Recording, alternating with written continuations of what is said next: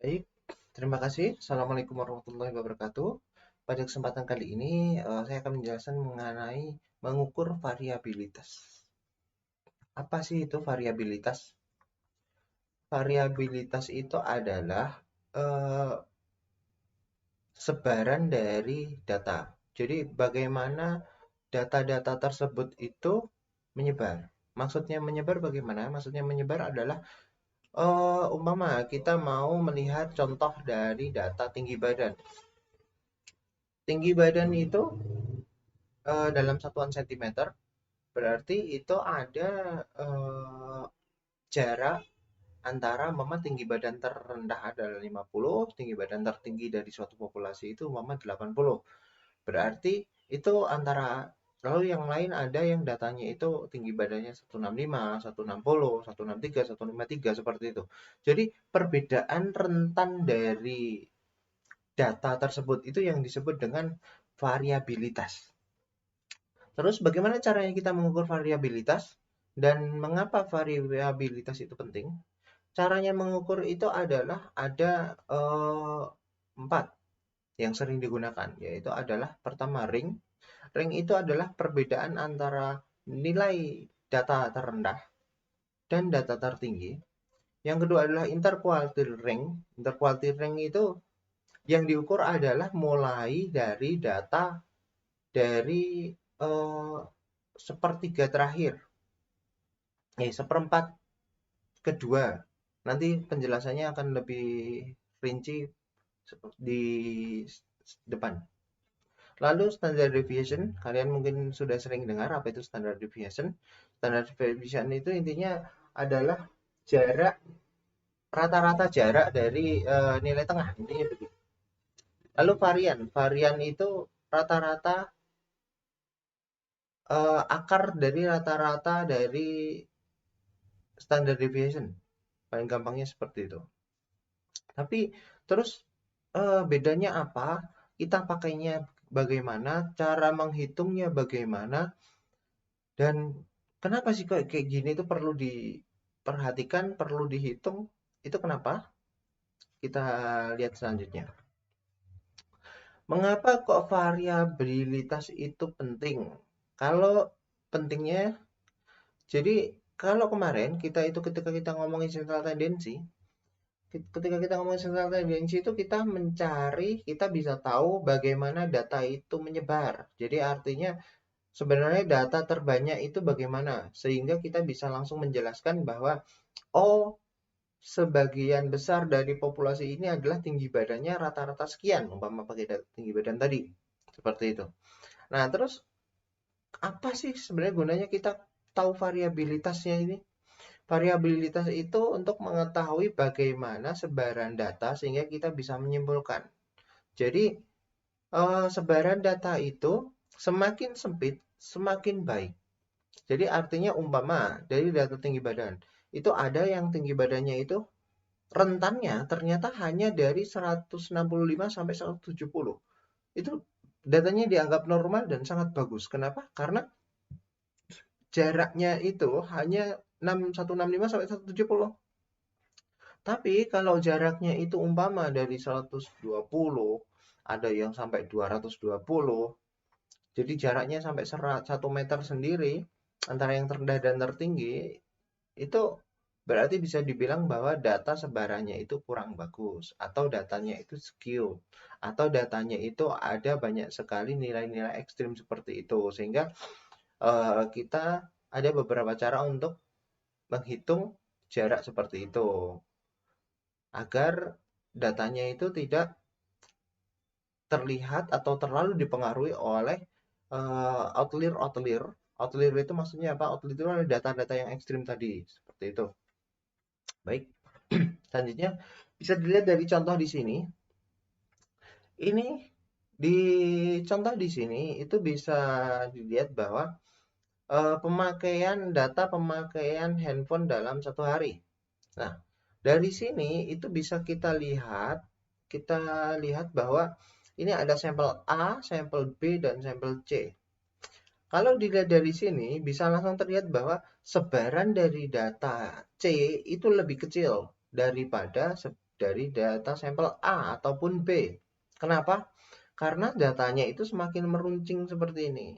Kenapa kok semakin meruncing semakin baik?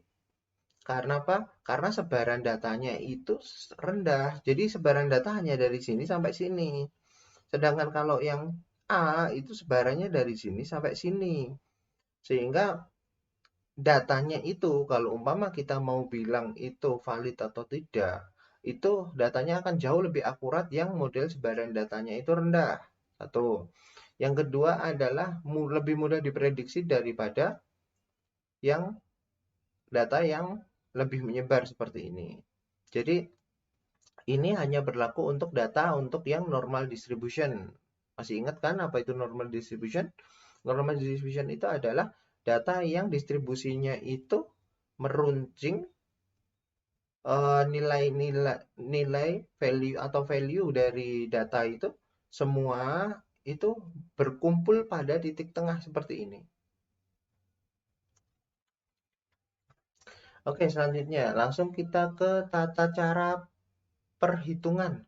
Bagaimana sih ngitung ring? Ring itu sangat mudah. Ring itu intinya cuma ngasih tahu kita bahwa jarak dari nilai terendah dan jarak dari nilai tertinggi. Jadi intinya adalah tinggal datanya itu data tertinggi dikurangi data terendah seperti itu. Contoh kalau dari sini. Ini ada data seperti ini, paling tingginya itu adalah ini 324, paling rendahnya 72. Ya udah tinggal dikurangi aja langsung seperti ini. Sederhana kan?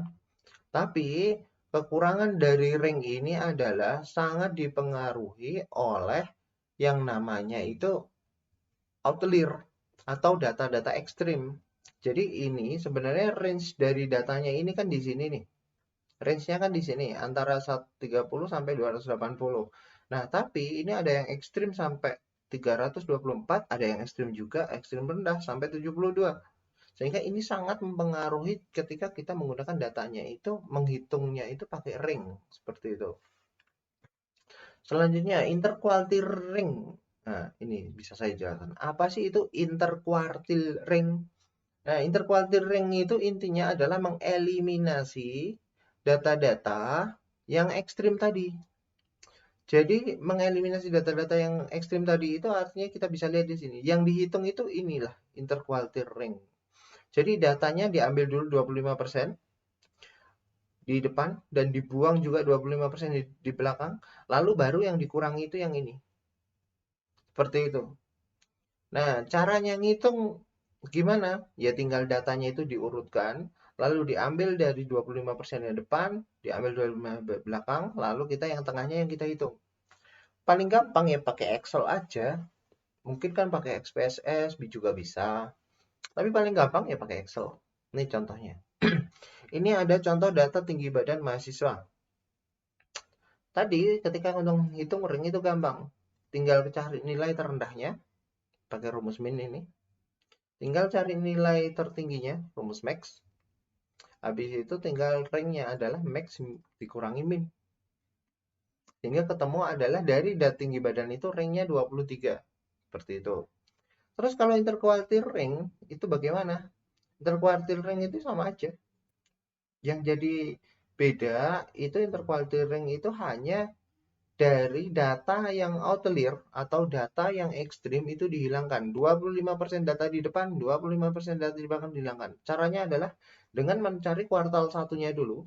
Mencari kuartal satu itu sangat mudah. Kita tinggal di Excel itu pakai rumusnya ini. Kuartil. Lalu ini ringnya.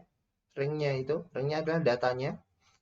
Lalu ini yang kedua adalah quartnya. Quart itu artinya berapa bagiannya. Oh, bagian pertama berarti 25% pertama. Seperti itu.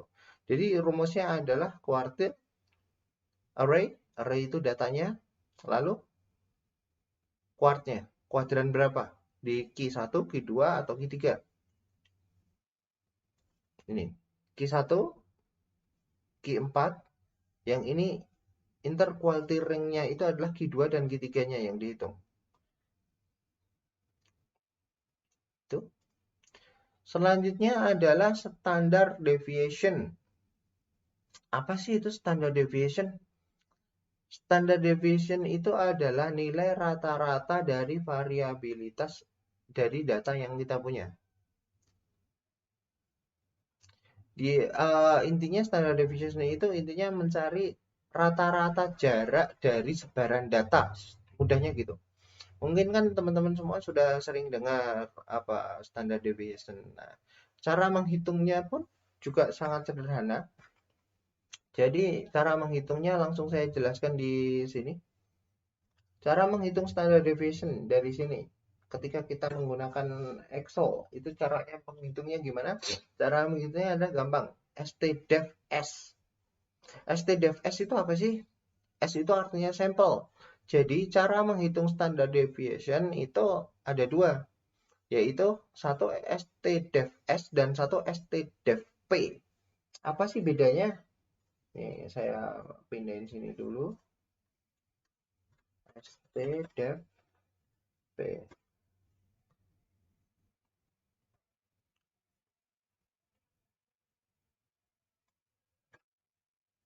Nih,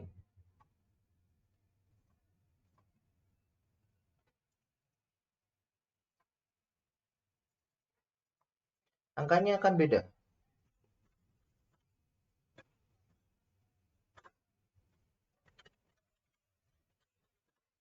Bedanya apa? Kalau P itu intinya population.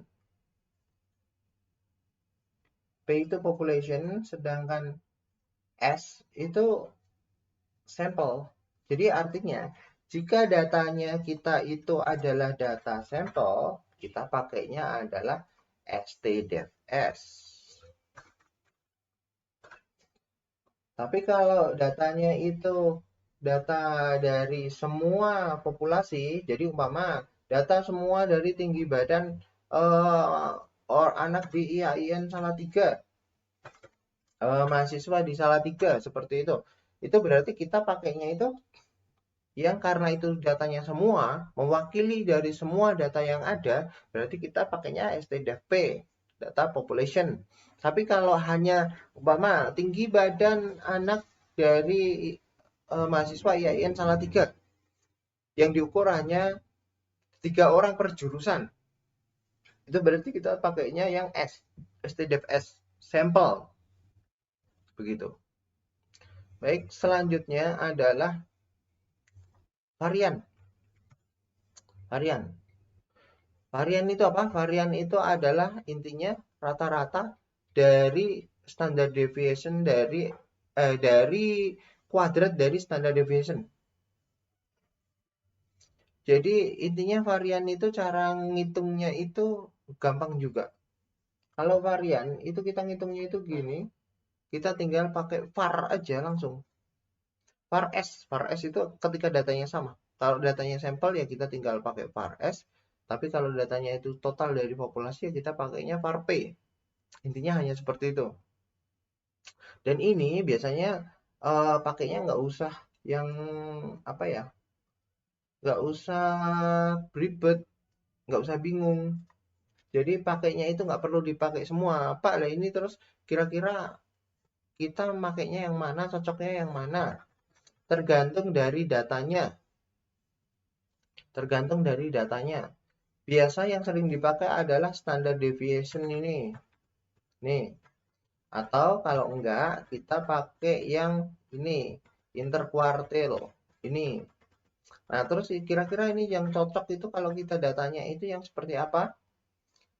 Itu kalau kita yang cocok itu adalah yang seperti ini. Kalau datanya itu bentuknya ordinal, kita bisa pakai ring dan interquarting. Jelas ya? Datanya ordinal. Data ordinal itu intinya adalah, masih ingat yang kemarin? Bahwa datanya bisa diurutkan. Tapi kalau data yang kompleks seperti interval yang sangat banyak dan rasio, yang datanya pakai koma-koma atau datanya itu sangat banyak seperti itu, lebih baik pakai standard deviation.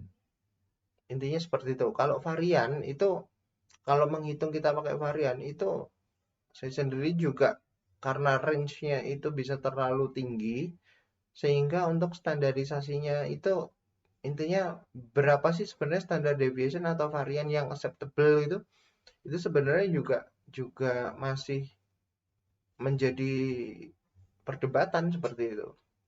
Jadi lebih baik itu adalah langsung kita lihat bagaimana dari bentuk datanya, gitu. Selama datanya itu bentuknya itu terdistribusi secara normal, artinya datanya itu sebarannya itu semua bentuknya di tengah, masih ingat kan yang tadi data normal itu apa? Itu kita bisa pakai apa aja. Tapi biasanya standar deviation itu yang paling sering dipilih karena bisa merepresentasikan eh, apa ya, merepresentasikan dari semua data. Jadi standar deviation itu perhitungannya menggunakan semua data yang ada dari ujung sampai ujung. Tapi kalau contoh interkuartil itu tidak. Interkuartil itu yang diambil hanya dari data tengahnya saja. Seperti itu. Baik, tidak perlu berlama-lama. Eh, Cukup sekian dari saya. Kita akan berlatih bagaimana cara menghitung standard deviation, range, dan lain sebagainya pada tugas selanjutnya. Baik, terima kasih. Assalamualaikum warahmatullahi wabarakatuh.